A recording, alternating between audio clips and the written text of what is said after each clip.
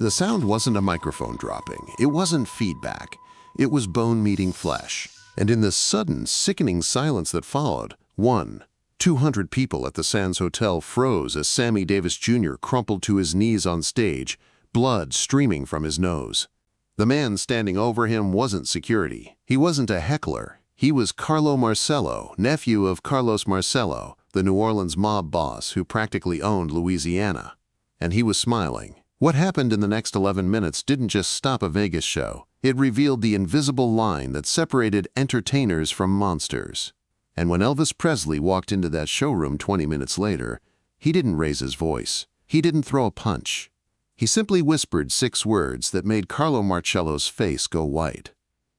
This is the story of the night the king reminded the mob who really held the power. March 14, 1965. Las Vegas was in full swing. The Rat Pack owned the town. Sinatra, Dean, Sammy, Peter, Joey. They were kings of cool, untouchable icons who performed for presidents and mobsters alike. But everyone who worked in Vegas understood the unspoken truth. The casinos weren't really run by entertainers. They were run by men in dark suits who decided who lived, who died, and who got to keep singing. Sammy Davis Jr. was finishing his second show of the night. The crowd was electric. He'd sung Mr. Bojangles. He'd tap-danced until sweat poured down his face. He'd made them laugh, made them cry, made them believe that life could be as joyful as his smile suggested. But beneath that smile, Sammy was exhausted. And not just physically. 3 days earlier, Sammy had made a mistake. A small mistake. The kind that shouldn't matter. But in Vegas in 1965, every mistake mattered. He'd been playing blackjack at the Dunes, a casino partially owned by the Marcello family. He'd been winning. A lot. $18,000 over 3 hours. The pit boss had watched nervously. High-profile wins were bad for business, especially when those wins came from someone the casino was supposed to be partnering with. But Sammy was riding high, joking with the dealer, tipping generously, playing the role of the lovable entertainer, until Carlo Marcello appeared at his table. Carlo was 34 years old, built like a boxer, with slicked back hair and a smile that never reached his eyes.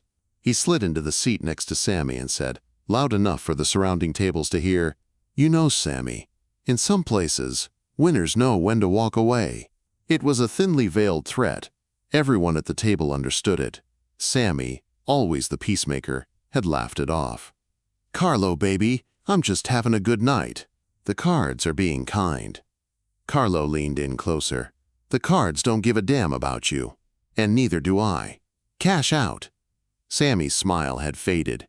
He looked around. People were watching. If he cashed out now, he looked weak, controlled, owned. So he did something stupid. He doubled his bet. And he won. The dealer flipped over a 21. Sammy's stack of chips grew higher. He grinned at Carlo. "Guess the cards do like me." Carlo stood up slowly. He didn't say anything. He just stared at Sammy for a long, cold moment. Then he walked away. Sammy cashed out 15 minutes later, but the damage was done. Now, 3 days later, Sammy was on stage at the Sands, mid-performance. When he saw Carlo Marcello enter the showroom, Carlo didn't sit down. He stood at the back, arms crossed, staring directly at Sammy. Sammy's throat went dry. But he was a professional. He kept singing, kept smiling, kept dancing. But when he finished, "I've gotta be me," Carlo started walking down the center aisle. Slowly, deliberately, like a predator approaching wounded prey. The audience noticed. Heads turned. Whispers spread. Sammy stopped singing. The band, confused, trailed off into silence. "Carlo," Sammy said into the microphone, forcing a laugh. "You want to come up here and do a number? I could use the break." The audience chuckled nervously. Carlo didn't smile. He climbed onto the stage. And before Sammy could say another word, Carlo's fist slammed into his face. The punch was vicious, professional. It wasn't a warning. It was a statement. Sammy collapsed, blood pouring from his nose. His microphone hit the floor with a deafening thud. The showroom erupted. Women screamed. Men stood up. But nobody moved to help, because everyone in that room knew who Carlo Marcello was. And they knew what happened to people who interfered with mob business. Carlo stood over Sammy, breathing hard. Then he spoke, loud enough for the front rows to hear. "You don't embarrass me, Sammy. You don't make me look weak, you understand?" Sammy, dazed, blood streaming down his face, nodded weakly. Carlo turned and walked off the stage. The house lights came up. The show was over.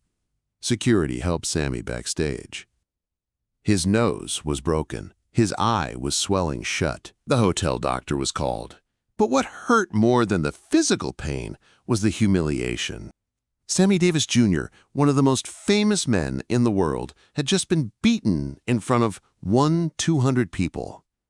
And nobody had done a damn thing to stop it. Frank Sinatra was in Los Angeles that night. Dean was filming a movie. Sammy was alone. Or so he thought. 20 minutes after the assault, a black Cadillac pulled up to the sands. Elvis Presley stepped out. He wasn't scheduled to be in Vegas. He was supposed to be in Memphis. But he'd gotten a phone call from one of Sammy's backup singers, a woman named Gloria, who'd witnessed the whole thing. They hurt him, Elvis. They hurt him bad. And nobody's doing anything.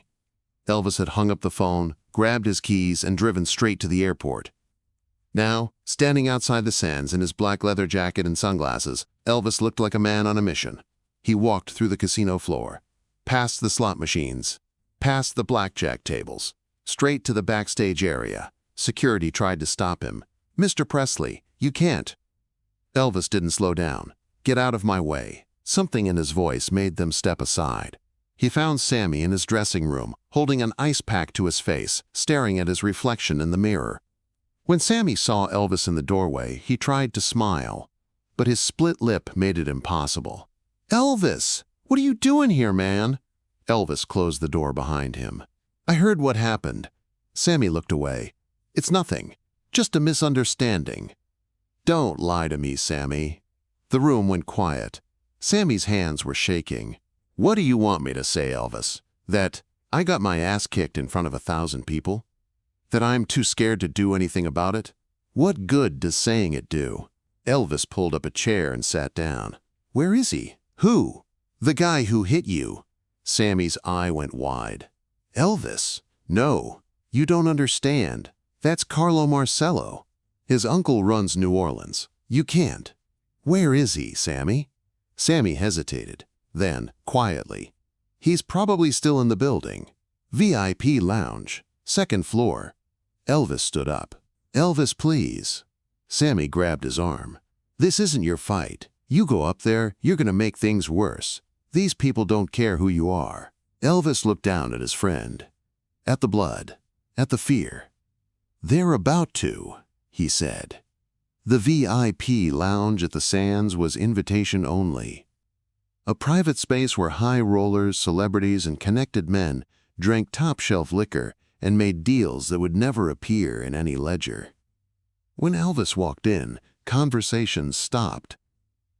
Carlo Marcello was sitting at a corner table with 3 other men, laughing, drinking scotch, celebrating his public humiliation of Sammy Davis Jr. Elvis walked straight to the table. He didn't ask permission. He just stood there. Carlo looked up, annoyed. Then recognition flickered across his face. "Elvis Presley? The hell do you want?" Elvis didn't sit.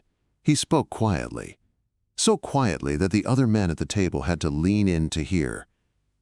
"You put your hands on my friend," Carlo laughed. "Your friend disrespected me. I corrected him. That's how things work." "Not anymore." Carlo's smile faded. "Excuse me?" Elvis leaned down, his hands flat on the table. His voice was still quiet, still calm, but there was something underneath it now, something cold and absolute. "You're going to leave Las Vegas tonight. You're going to stay away from Sammy, and if you ever touch him again, I'm going to make one phone call." Carlo laughed again, but it was forced now. "A phone call? To who? Your mama?" Elvis didn't blink. To J. Edgar Hoover. The table went silent. Elvis continued. You think I don't know how this works? You think I don't know who you are? Your uncle Carlos has been dodging the FBI for 20 years. But here's the thing, Carlo. I've met Hoover. I've been to the White House. I've shaken hands with presidents. And if I tell the FBI that a mobster assaulted one of the most famous entertainers in the world in front of 1,000 witnesses, what do you think happens? Carlo's jaw tightened. Your uncle doesn't want that heat. He doesn't want every Fed in the country crawling through his businesses. So here's what's going to happen. You apologize to Sammy. Tonight. In person. And then you disappear. Carlo stood up slowly. He was bigger than Elvis. Meaner, more dangerous. But Elvis didn't move. You threatening me, Presley? I'm giving you a choice. The two men stared at each other. The entire lounge was holding its breath. Finally, one of Carlo's associates, an older man with gray hair, leaned over and whispered something in Carlo's ear. Whatever he said made Carlo's face change. He sat back down. Slowly. You got a lot of nerve, Carlo muttered. Elvis straightened up. I've got a friend who needs an apology. You've got 10 minutes. Then Elvis walked out. 9 minutes later, there was a knock on Sammy's dressing room door. When Sammy opened it, Carlo Marcello was standing there. His face was tight. His fists were clenched. But he spoke. I was out of line tonight. It won't happen again. It wasn't heartfelt. It wasn't sincere. But it was an apology. Sammy, stunned, just nodded. Carlo turned and left without another word. The next morning, Carlo Marcello flew back to New Orleans. He never returned to Las Vegas during Sammy's residencies. And according to sources within the Marcello family, his uncle Carlos personally ordered him to stay away from Elvis Presley. That boy's got friends in places we can't touch, Carlos allegedly said. Sammy Davis Jr. never forgot what Elvis did. For the rest of his life, whenever someone asked him about Elvis, Sammy would say the same thing.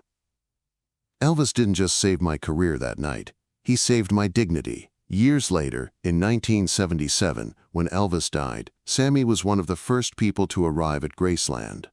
He stood by the casket, tears streaming down his face, and whispered, "Thank you, brother, for everything." Because what happened that night at the Sands wasn't about fame or bravado. It was about friendship.